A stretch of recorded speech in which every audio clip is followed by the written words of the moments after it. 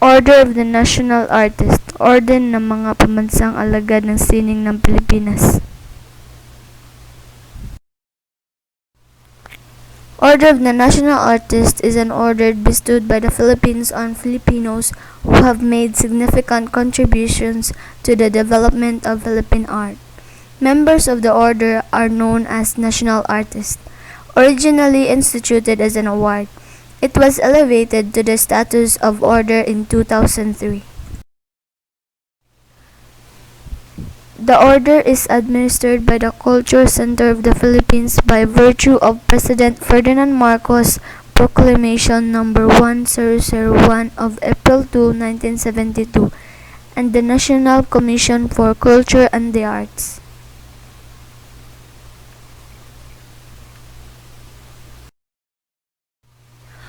Philippine arts have different categories. These are theater, dance, music, literature. Under theater, we have direction, performance, and production design. Under dance, we have choreography, direction, and performance. Under music, we have singing, composition, direction, and performance. In literature, we have poetry, fiction, essay, playwriting, journalism, and literary criticism.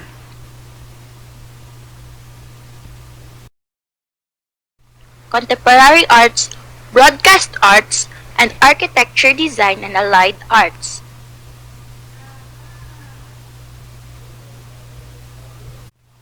For contemporary arts, we have painting, sculpture, printmaking, photography, installation art, mixed media works, illustration, graphic arts, performance art, or imaging.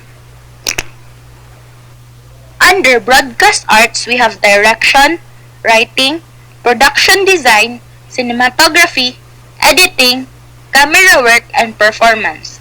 And lastly, architecture design, interior design, industrial arts design, landscape architecture, and fashion design are under architecture, design, and allied arts.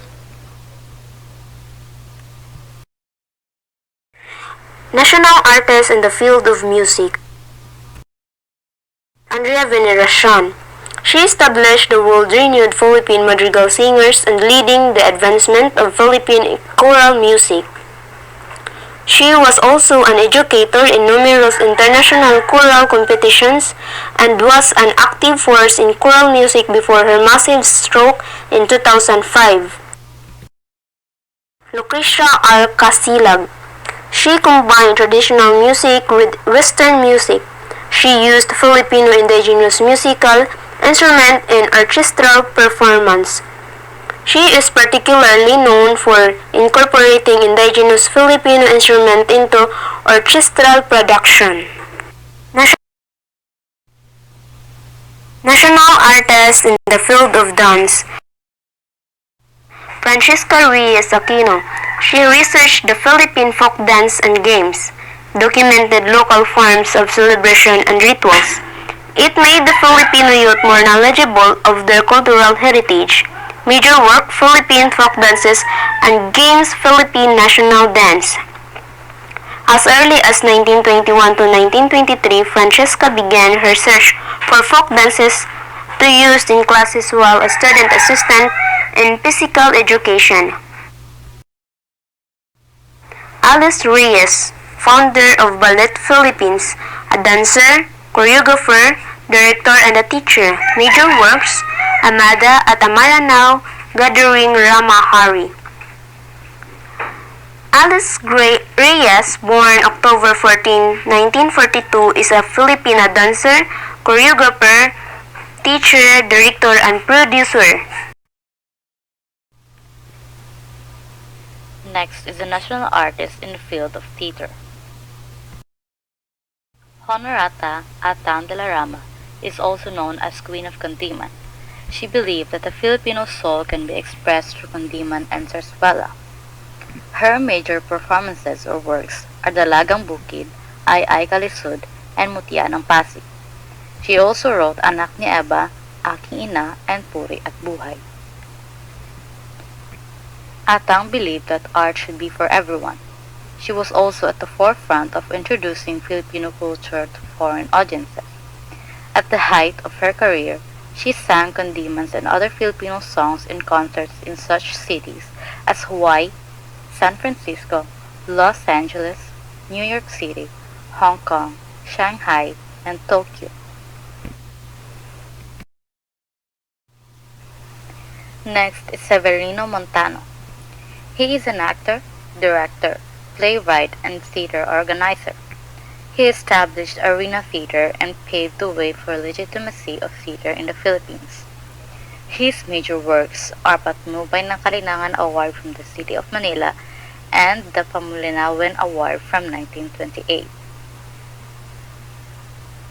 His published works include The Love of Leonor Rivera, My Morning Star, But Not My Sons Any Longer, Gabriela Silang, The Merry Wives of Manila, Sabina, The Ladies and a Senador, and Parting at Calamba.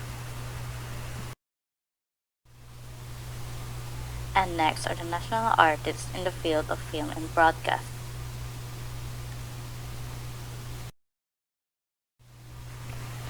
Lino Broca.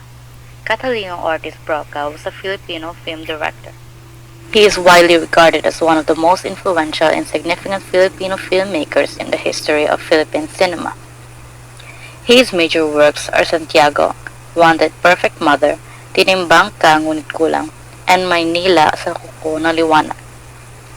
After his death in a car accident in 1991, he was posthumously given the National Artist of the Philippines for Film Award for having made significant contributions to the development of Philippine arts.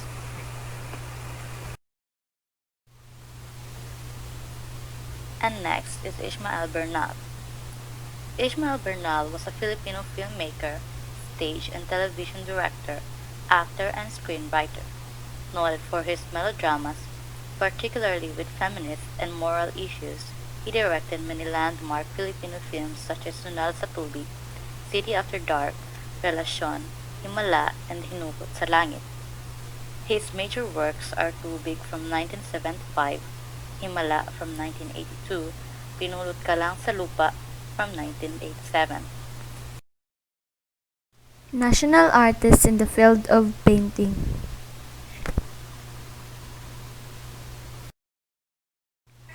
Fernando Marsolo. He is considered as the first national artist and the grand old man of Philippine art.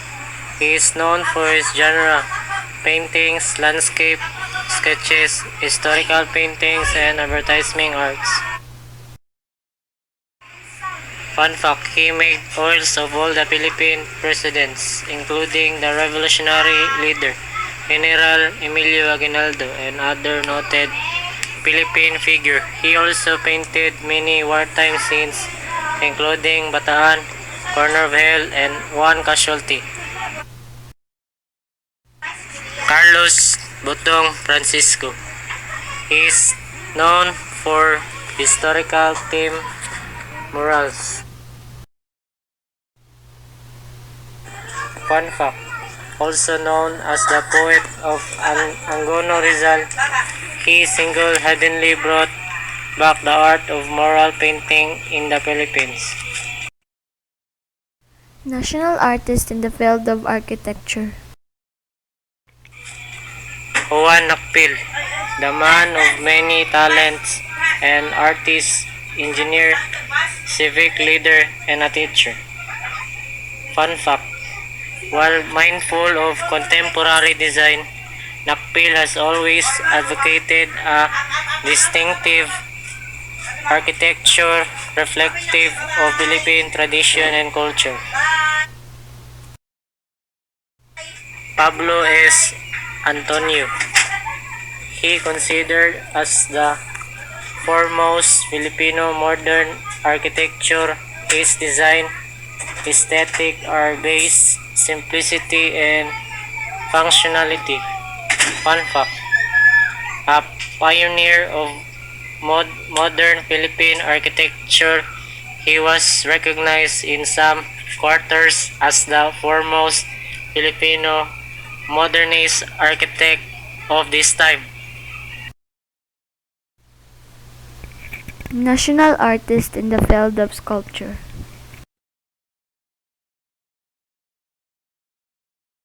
Guillermo Tolentino. He is a primary sculptor and esteemed professor at the UP Diliman. He was designated as a National Artist of the Philippines for sculpture in 1973, 3 years before his death. Tolentino also received the Republic Cultural Heritage Award in 1967 for his contribution in preserving, developing, and enriching the Filipino culture. His major works are Bonifacio Monument, UP Oblation Diliman, Ramon Magsaysay, various bust sculpture of political and historical personalities. Napoleon Abueva. He is the father of modern sculpture in the Philippines. Napoleon Billy Veloso Abueva was a native of Bohol. He was proclaimed National Artist for Sculpture in 1976 when he was 46, making him the youngest recipient of the award. His major works are Kaganapan, The Transfiguration, Eternal Garden Memorial Park, Nine Moses of the Arts. National artist in the field of literature. Nick Joaquin. His style is defined as flowery and Spanish. He used his influence to fight for intellectual freedom and helped free imprisoned writing during Marcos' regime. He has been considered one of the most important Filipino writers along with Jose Rizal and Claro M. His major works are The Woman Who Had Two Novels, Manila, My Manila, and Summer Solstice. Jose Garcia Villa. He is born in Manila, Philippines in 1908 and immigrated to the United States in 1929. He is one of the best contemporary poets in the world, known for using punctuation mark in a novel or lyrical way. His works are Footnote to Youth, Many Voices, and Poems 55.